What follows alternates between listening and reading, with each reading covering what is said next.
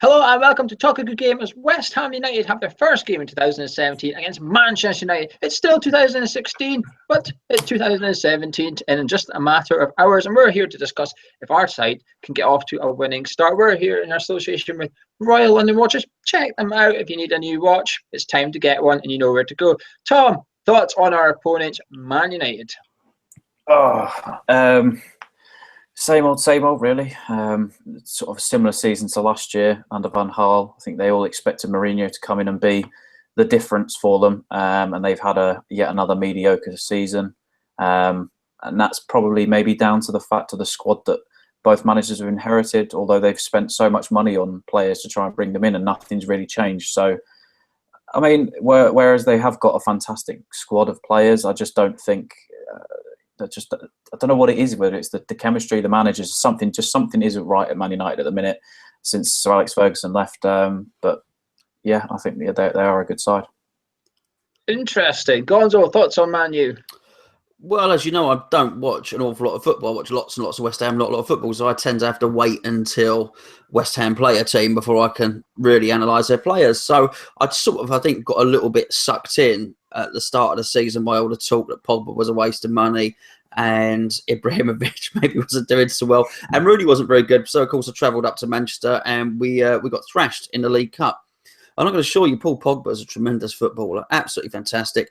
Wayne Rooney was sensational as well, and Ibrahimovic was an absolute menace. So I think if you then add the other sum of their parts together, his name's pronounced... it's spelt Bailey. They've basically got a centre back called Bailey. You know, you're meant to say it differently, but his name's Bailey. He's very good. They've got a superb goalkeeper. They've got good players all over the pitch. A very, very good team. I disagree with Tom. I think we're now seeing the Jose Mourinho machine clicking into place. Unbeaten in 12, won their last 6 in all competitions. In the year of 2016, as we're coming to an end, only 2 teams did better than them in terms of Premier League points accumulated in the calendar year, and that was Liverpool and Chelsea. They've got more points than Man City in 2016. Yeah, there seems to be an outcry over Man U, but not so much for Man City.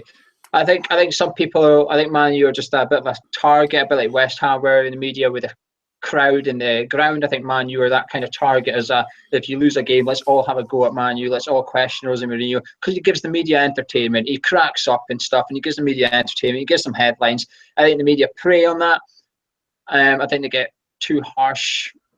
I think he's starting to work out what his first 11 is up there and who goes where and who does what. And I think we're seeing a different Man U to what we could have played. If you played Man U 3 months ago, like we did not long ago, we were all hopeful. You might be forgiven for having a slightly different attitude. I do think. Sorry to interrupt. I do think that it is whether it's coincidence or not. I think they're a different animal since Mkhitaryan's been in that team. I do think that although they had Pogba pulling the strings, they almost needed one more person in there to help him out, because obviously a lot of the pressure being, the big money move in the summer was left on his shoulders. And I think having Mkhitaryan in there, and we saw firsthand, myself and Gonzo included, when we were up in Manchester, just how he can pull the strings in vital games. In the last few weeks, he's been absolutely sensational, and I think it's part of the reason why they've turned their fortunes around. And his scorpion kick last weekend, a contender goal of the season. Gonzo, what about Herrera, the unsung hero in Manchester? You two have named names, you've dropped the big names in, but none of you have mentioned Herrera, who I think is the glue to that side.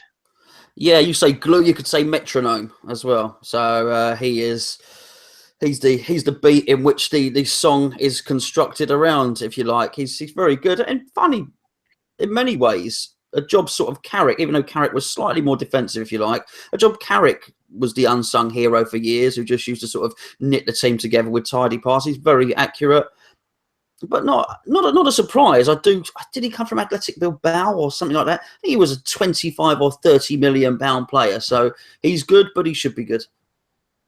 Well, it's time to move on before we talk about our own team, West Ham. As we've just been beaten by Leicester, surely we want to see changes, given the fact that there's only 2 days after we finished the game at the King Power. The man in the middle at the London Stadium for the first time in 2017 is Mike Dean. We've only had him once this season. We got beat 3-2 by Tottenham. We all know what happened then.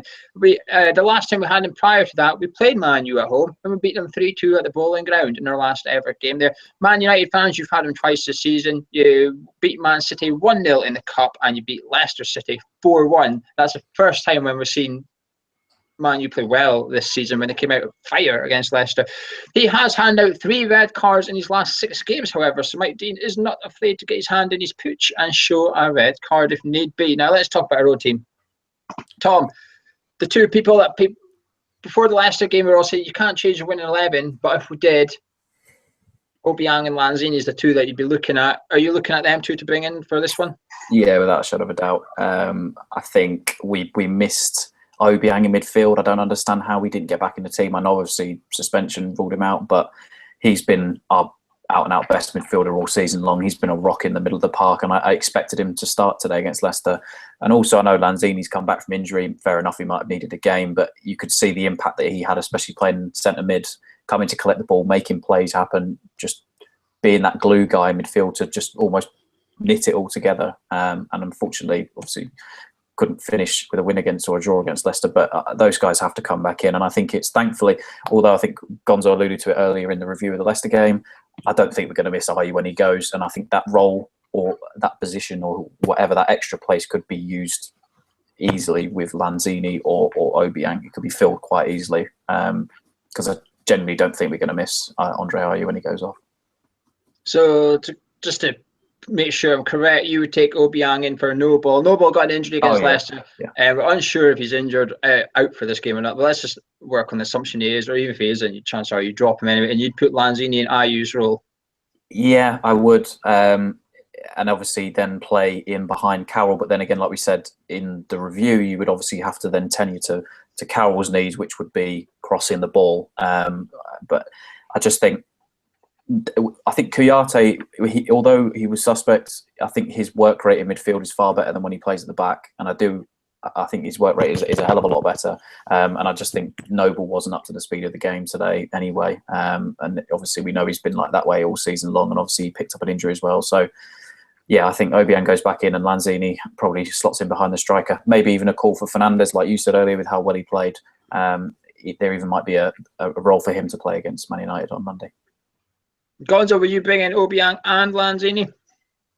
Yeah, but if Tom says if he takes Ayew's position, then there's still one more place in midfield, isn't there? Because I think you probably have to drop Kouyaté and Noble after today's performance. The midfield was just not functioning well.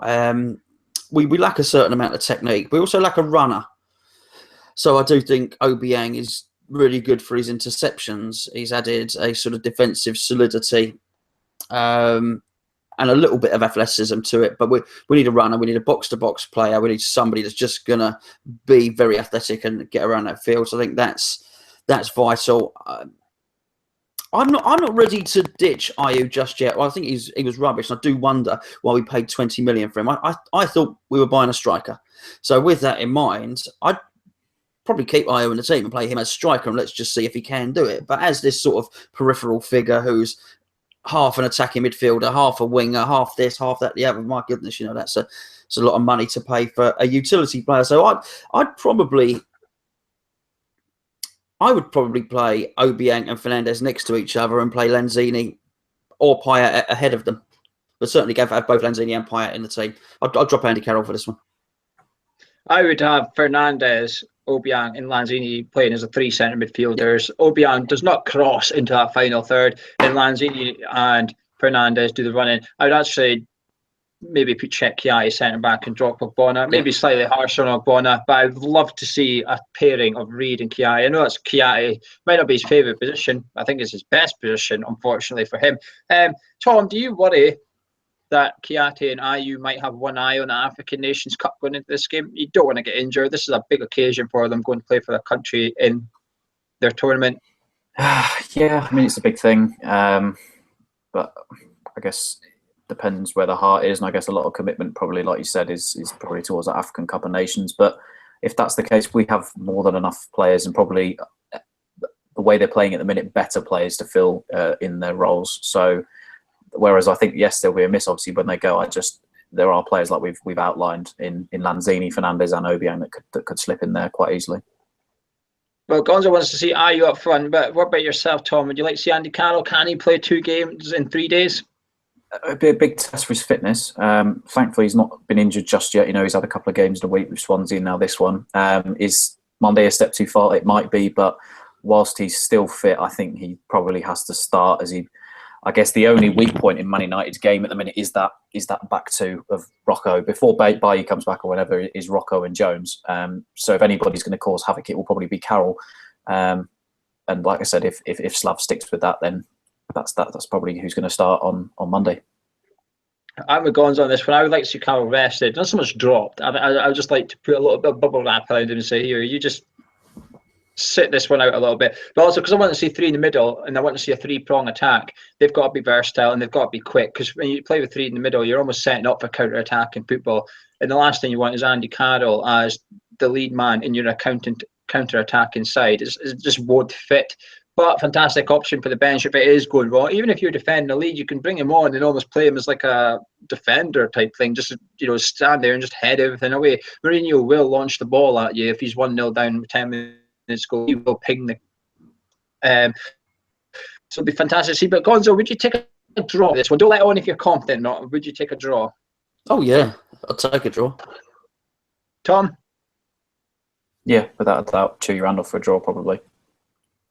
Are you confident though, Tom, going into this one? We've just come off the back of a Leicester defeat. Man United, they're in good form, but New Year, London Stadium, 50,000 people. Remember what happened last time we played Man U at home? Yeah, I mean, that's always the thing. And obviously, I know that they conceded against Middlesbrough, and like I said, they're good at creating goals, but they do ship a few with that poor defence the way it is at the minute.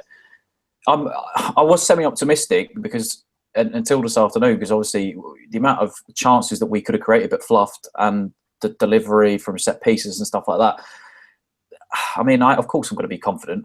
It's New Year, new West Ham. We say, we'd hope, but I think it didn't fill me with confidence this afternoon watching us. The amount of chances we had that we didn't manage to. Spit me words out here that we didn't create, it's like I said, from set pieces and stuff. So, but yeah, it's New Year, it's West Ham at home against Man United. We all know what happened last time out, so I see no reason why we can't put a good performance in. Gonzo, are you confident, or are you a bit worried that the Mourinho factor, Mourinho bus is going to turn up and not get his window smashed and go away with 3 points? Yeah, the Mourinho bus is different to the Van Gaal bus, I think, in that sense. I think it's a lot more organised, that vehicle, to be perfectly honest with you, and he's going to come with a game plan, and they're going to be fired up. He's going to look at us as a winnable game, as you would, of course. I just think they've been good players. And I don't mean it from doom and gloom. I just mean it as an isolated game of us playing Man U. I think the transfer window can't come quickly enough for us. And I think this match had been February when we got some reinforcements and addressed the fact that we've got a bit of a lopsided team, we're lacking quality in certain areas, let's say, I'd have been confident. I think our players will be fired up. Bilic will get them fired up. He's an excellent motivator. That's what he does. But if it doesn't come down to... If you've got 2 evenly balanced teams, then you can have a situation where the most motivated team will win. I think if it's going to come down to a game of tactics, and I'm sorry, I just think Mourinho will have some trick up his sleeve. So, no, not confident, really. Yeah, I think he'll turn with a good game plan, but he's got world-class players to put into that game plan as well, and that's the difference, unfortunately. They're also just hovering around the outside of the top 4 now. They can probably smell blood for the first time this season. I think they're saying they're equal with Spurs on points, and I think they're a point behind Arsenal. Spurs and Arsenal do have a game in hand over Man U, but they're right behind them as of tonight. I think they're 3 points behind Man City. They're looking at those teams thinking, we can beat West Ham, and one of those teams slip up. I think Chelsea plays City in this round of fixtures. I think Chelsea play Man City. So if Chelsea were to beat City, Man, you win. They're even on points for Man City. Mourinho's got one over on Pep almost. It's like, look at you, mister. You came to Man U with a crown. I'm sitting above you, I think this is a huge game for Mourinho's. Almost his alter ego. He loves his Yeah, ego. I agree. This is where he can win and finally get into the top 4, go on to the post-match interview with his smug look and go, I'm in the top 4. You all wrote me off months ago. Now look, we've won 7 in a row. I'm in the top 4. Man City are out the top 4. But saying that, it's West Ham. Anything can happen. So let's find out what will happen. Tom, what's your prediction for this one? Not just your goals, but give us a little prediction. Blimey. Obviously, they're going to be full of confidence because they obviously picked a win up today. Us, not so much. Like you said, I do think they do have world-class players that can pick them up, even if they're having a bad game. You expect Pogba can just switch it on like that with a shot or a pass or something along those lines. Whether he'll play Ibrahimovic a couple of days running, obviously I know that he's been playing a lot for them. Whether he'll be rested, I'm not too sure. But obviously Mourinho is going to come with a game plan, and Slav has to be equal to that. And I'm hoping he gets it right, because I don't think he got it right today against Leicester. But do you know what? Yeah, myself, we're travelling down early to go watch it, so I'm going to be positive. In my head, I'm screaming 2-3-1 Man United, and that probably is going to be the outcome. But positive me is going to say 2-1 home win to us.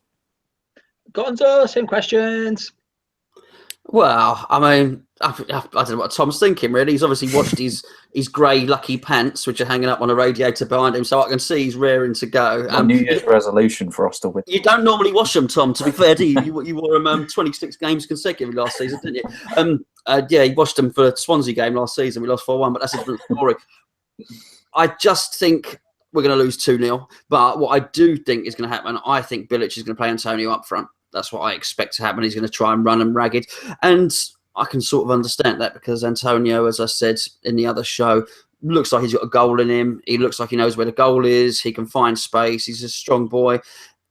If we're going to get anything, we're going to need Payet on form. We're going to need Antonio on form, because that's where our goals will come from. Not rocket science, Dave. You've only got to look at the assists and the goal charts to see that. But I see a 2-0 Man U win, unfortunately.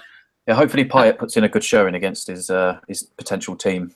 The thingy, maybe that's what he's thinking. Controversial. But anyway, I don't know. I've got a funny feeling. I think against Leicester, we got a smack on the bum a little bit. You've gone for them, beaten. You won three in a row, but you've rode your luck a little bit. I think Ranieri smacked Bilic's bum a little bit and said, "Yeah, well, you're not quite that good yet. Back down, you come the table a little bit." I think it's going to give us a bit of a wake-up call. I think the players will be. That type of result, that type of performance and result at Leicester, you can take motivation from that. Although you got beat, you can take motivation, thinking, well, you know what, we're a little bit unlucky. There was some positives from the game. You can use that to really go at it. But Bilic has to make changes. He cannot field the same 11 again. He has to make 2 or 3 changes for this one. And Andy Carroll shows up against the big teams. I don't care what people say. Andy Carroll is a big game player for West Ham. Hat-trick against Arsenal. He came off the bench against Arsenal when we were getting beat. He scored then. He loves the big games, and he's going to relish the battle against Man United. And you know what?